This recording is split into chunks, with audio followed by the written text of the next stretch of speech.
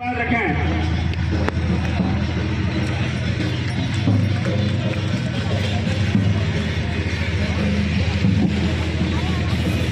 आज इस पायला कला के मंत्री से पधारे मेरे पिताजी के सहयोगी रहे थे, इसके कारण मैं आपको बहुत बहुत प्रणाम करती हूँ।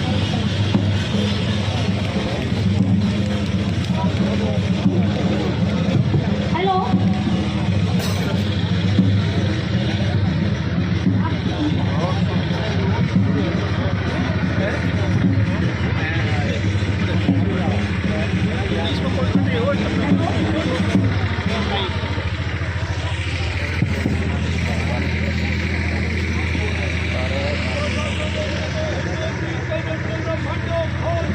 हमारे बीच में पूर्व डीजीपी साहब पवनलाल जी पधारे हैं।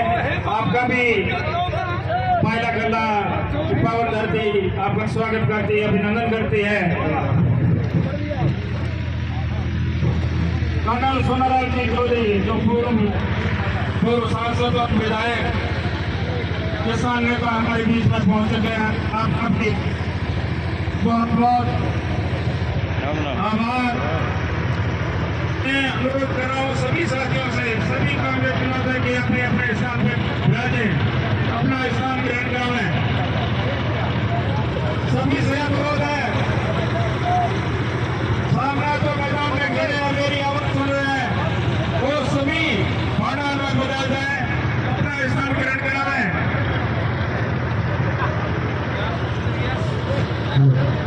हमारे बीच में हमारे मौलानी के गांधी हेमाराम जी चौधरी मंच पर पहुंच चुके हैं।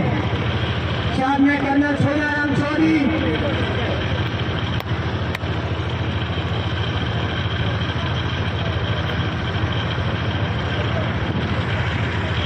सभी एक बार भंडार में पहुंचे और नीचे बैठे हेमाराम जी अभी बोलेंगे अपन को।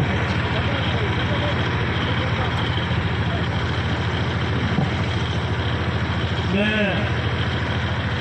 सभी साथियों से धन्यवाद करना चाहूँगा। आप सभी बैठें, अपने अपने स्थान पर सभी बैठ जाए। संबोधन की अगली कड़ी में मैं अनुरोध कर रहा हूँ धनाव की प्रधान बहन सम्मा बानो जी से, आप आए और अपनी बात रखें।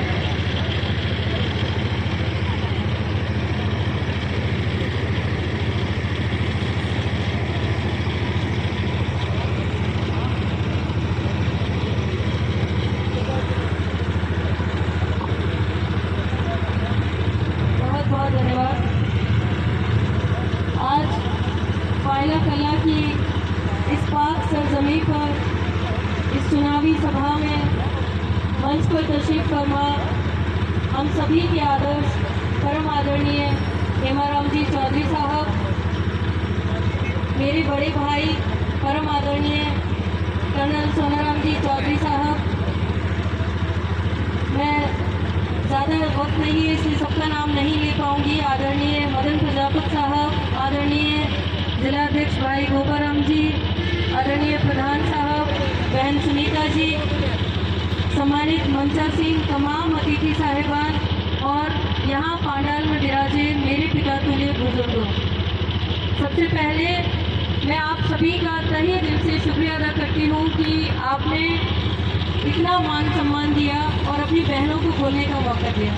बहुत बहुत धन्यवाद। सबसे पहले हम सभी एक नारे से बात की शुरुआत करेंगे। Congress party, Congress party. आज जैसा कि आप सभी जानते हैं कि लोकसभा चुनाव के दौरान हम यहाँ एकत्रित हुए हैं। गुड़ामालानी विधानसभा की बात करें तो हमेशा से जब मैं पहली बार शादी होकर के चौहटन आई थी तो मेरे ससुर जी बाबा मरहूम अब्दुल हादी साहब 2-3 विधानसभाओं के बारे में रोज अपनी बात में जिक्र किया करते थे। गुड़ामालानी विधानसभा, हमारे कई अपने यहाँ पर रहते हैं और मैं आपको बताना चाहूँगी, मंच के माध्यम से शुक्रिया अदा करना चाहूँगी कि बाबा के जाने के बाद आदरणीय हेमाराम जी चौधरी साहब ने एक पिता की तरह हमारा भी साथ दिया है। राजनीति में बहुत लोगों को हमने देखा जब बाबा चले गए तो लोगों को बदलते हुए भी देखा, लेकिन मैं कहना चाहूँगी कि आप एक ऐसी शख्सियत हैं जिन्होंने अपने बच्चों की तरह हमारे सर पर हाथ रखा। जहाँ भी हमें ज़रूरत पड़ी, चाहे राजनीतिक मंच हो, चाहे किसी पारिवारिक समस्या से या कहीं हमारे लोगों के समाज की कोई बात हो, हर जगह आपने हमें संभाला। मैं इस मंच के माध्यम से हमारी कौम की तरफ से आपका शुक्रिया अदा करना चाहूँगी। यहाँ पर मुझसे पूर्व वक्ताओं ने कई बातें कही, मैं ज़्यादा बात नहीं करके आपको यही निवेदन करना चाहूँगी कि ये जो चुनाव है बहुत ही महत्वपूर्ण चुनाव है। हम लोग अपना भविष्य तय करने जा रहे हैं। मेरे से पहले मेरे भाई कह रहे थे कि भाइयों गलती ना हो जाए। गलती इसलिए ना हो जाए क्योंकि हम बहुत पीछे रह जाएंगे। अगर इस बार गलती हो गई तो हमारी आने वाली पीढ़ियां हमें माफ़ नहीं करेगी, क्योंकि ये जो चुनाव है ये देश की दिशा तय करने वाला चुनाव है। आपके सामने दो विचारधाराएं प्रमुख रूप से काम कर रही हैं। एक विचारधारा वो जो भाइयों को भाइयों से लड़ाने की बात करती है, देश में नफरत फैलाने की बात करती है, और दूसरी विचारधारा वो जो भाइयों की मोहब्बत की बात करती है, सभी धर्मों को जोड़ने की बात करती है। मैं मुस्लिम समाज से आती हूँ और मुझे बड़ा तकलीफ होती है, बड़ी दर्द होती है जब ये सुनती हूँ कि भाइयों को भाइयों से लड़ाने की बातें हो रही हैं। 2014 का चुनाव आपको याद होगा। 2014 के चुनाव में भाजपा के जो नेता हैं वो बात करते थे महंगाई खत्म कर देंगे, आपके खातों में 15 लाख रुपए डाल देंगे और 2 करोड़ रोजगार हम दे देंगे। लेकिन आज आप देखिए, उनको आज धर्म की राजनीति करते हैं, भाइयों को भाइयों से लड़ाने की राजनीति करते हैं। मैं आपको पूछना चाहती हूँ, क्या महंगाई खत्म हो गई? क्या 15 लाख रुपए हमारे खातों में आ गए? क्या हमें 2 करोड़ नौकरियाँ मिल गई? आज बेरोजगारी चरम सीमा पर है। आपको बताना चाहती हूँ कि 35 साल पहली बार अभी ऐसे हालात देश के हो रहे हैं, और बार बार ये बातें होती है कि 70 साल में कांग्रेस पार्टी ने क्या किया। आप सभी यहाँ बुजुर्ग तशरीफ फरमा है, आप सभी को हमसे ज़्यादा अनुभव है। मैं मेरे युवा भाइयों से कहना चाहूँगी कि अपने बुजुर्गों के पास बैठिए, उनसे जानिए तो सही कि कांग्रेस पार्टी को आपने हर बार क्यों चुना। कहीं कुछ तो खासियत होगी कांग्रेस पार्टी में, तभी हमारे बुजुर्गों ने उस पार्टी को चुना। और आज भी हमारे सभी युवा भाई बहनों को ये कहना चाहूँगी कि आज भी अगर हमें देश बचाना है, हमें अगर अच्छा नेतृत्व चाहिए तो हमें कांग्रेस पार्टी को ही चुनना होगा। आपके सामने इतिहास गवाह है कि हमें कांग्रेस पार्टी ने क्या क्या नहीं दिया। वोट का अधिकार हमें दिया, डॉक्टर अंबेडकर साहब का संविधान कांग्रेस पार्टी ने लागू कराया। आज बातें होती है देश में कि संविधान कैसे खत्म हो। मैं कहना चाहती हूँ कि अगर आपकी मुस्लिम बहन यहाँ मंच पर बात कर रही है तो संविधान की वजह से कर रही है। आज हम सभी यहाँ पर अपनी बेबाक आवाज़ बुलंद करते हैं तो संविधान की वजह से करते हैं। मैं आपको बताना चाहती हूँ कि बड़ी तकलीफ होती है जो हमारे आदरणीय नेता राहुल जी संसद में बात रखते हैं और उस वक्त में उनका माइक सिर्फ इसलिए बंद कर दिया जाता है कि उनकी आवाज़ न सुनी जा सके।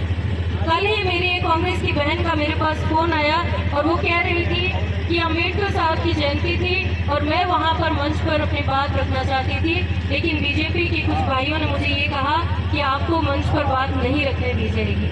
मैं पूछना चाहती हूँ आप सभी लोगों से कि क्या हम किसी की आवाज़ बंद करके इस देश को विकास की गति दे पाएंगे?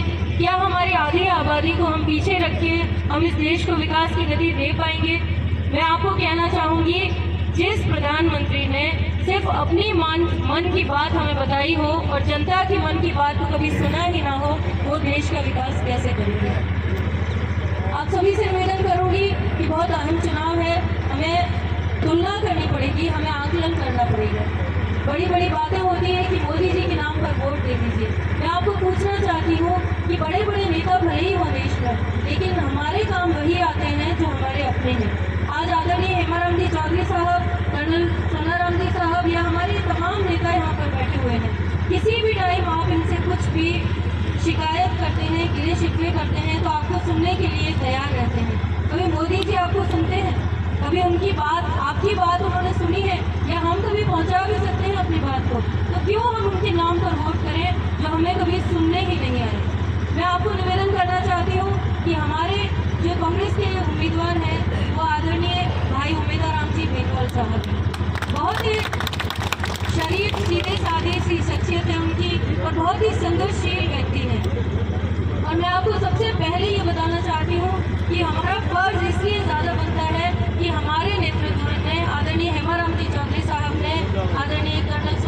जी साहब ने और हरीश जी ने या हमारी तमाम कांग्रेस पार्टी ने हमें ये जिम्मा दिया है कि ये है हमारे प्रत्याशी और आपको इन्हें विजयी बना के भेजना है। आप आंकलन कीजिए कि एक इतना सीधा साधा व्यक्तित्व, इतना संघर्षशील व्यक्ति जो आपके बीच में बहुत ही सरल स्वभाव का आदमी आपके बीच में उठना बैठना करेगा, आपके बीच में अगर MP बन के आता है तो कितना सीधा साधा व्यक्ति आपके लिए मिलना कितना आसान रहेगा।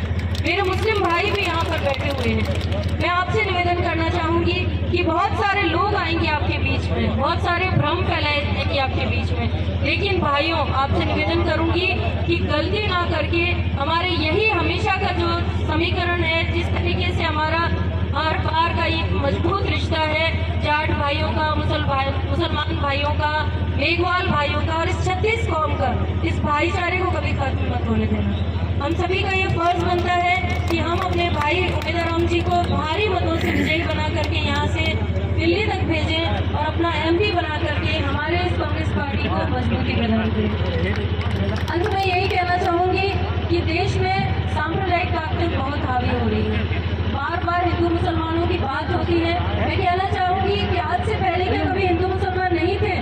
आज ही क्यों सबको याद आ रहा है कि ये हिंदू है, ये मुसलमान है? जब मैं स्कूल में पढ़ा करती थी मुझे तो कभी समझ नहीं आया, लेकिन आज हमारी जो नई जनरेशन है उसके दिमाग में बार बार ये समझाया जाता है कि ये हिंदू है और ये मुसलमान है। क्यों ये नफरतें फैलाई जा रही है? सिर्फ और सिर्फ राजनीति के लिए। ये कहना चाहूँगी मैं कि ये जो देश है ये हमारे महात्मा गांधी का देश है, जिन्होंने कहा था ईश्वर अल्लाह तेरो नाम सबको सन्मति दे भगवान। तो क्यों हम भूल जाते हैं कि ये जो देश है, हमारे जो कांग्रेस के जो तमाम नेता हैं उन्होंने आज़ादी के लिए हंसते हंसते अपनी जानें गंवा दी थी। आपको ये नहीं भूलना चाहिए। हमारे युवा भाइयों से भी कहना चाहिए और हमारे जो भाई आज गुमराह हो रहे हैं, सिर्फ थोड़ी सी चकाचौंध देख करके उनको मैं कहना चाहूँगी कि भाइयों समझ जाओ, अभी वक्त है। अगर हम लोग गलती कर बैठे तो हमें कोई नहीं संभाल पाएगा। ये जो रंग बिरंगे साफे यहाँ नजर आ रहे हैं, ये साफे कभी नजर नहीं आएंगे, सिर्फ यहाँ पर नफरतें नजर आएंगी। मैं ज़्यादा बात नहीं करूँगी क्योंकि मुझे कहा गया था कि बहुत कम बात करें, लेकिन माफ़ी चाहती हूँ, ज़्यादा बोल गई हूँ। आप सभी का तहे दिल से मैं धन्यवाद करती हूँ। आपका यही अपनापन, स्नेह और आदरणीय हमारे तमाम नेतृत्व का आशीर्वाद हमें मिलता रहे। धन्यवाद। जय हिंद। बहुत बहुत धन्यवाद बहन सम्मा बानो जी। अब मैं निवेदन करना चाहूँगा भाजपा के युवा प्रधान कुंदलाल जी मात्रा से